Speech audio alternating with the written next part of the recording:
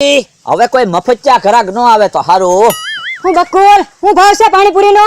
એ 5000 ની મણ.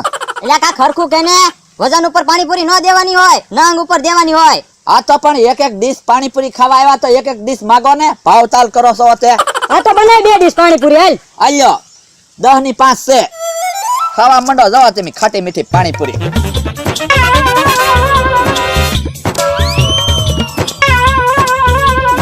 બનાવો હવે બીજી ડીશ.